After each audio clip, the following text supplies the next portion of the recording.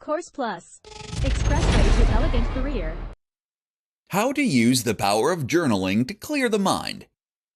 Many of us struggle daily with a noisy, angry, and anxious mind.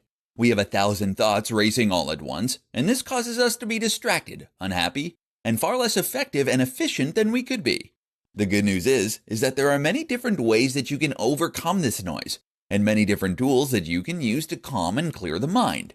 One of the most powerful of these, journaling. In this presentation, we'll see what journaling is, why it's such a powerful tool, and how you can start using it.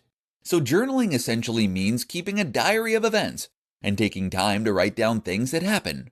Normally, you would do this at the end of every day. You can write as much or as little as you'd like. And while you can find structured books that help to guide you through the journaling process, it's also possible to approach journaling in a completely free-form manner and to write about whatever you wish. There are a few goals. Firstly, writing down what happened during the day is a great way to take stock and to see what went well and what went badly. We call this black box thinking, in that it allows you to see the mistakes you made to ensure you work better in the future. This can help you to dream more effectively and to remember more. When we sleep, we form stronger memories about important things, and we also make novel connections from what we've learned in order to learn new things. By writing last thing at night, you can tell your brain what to focus on when forming memories and coming up with new ideas. You can likewise use journaling in order to help yourself work through difficult emotions and things that went wrong.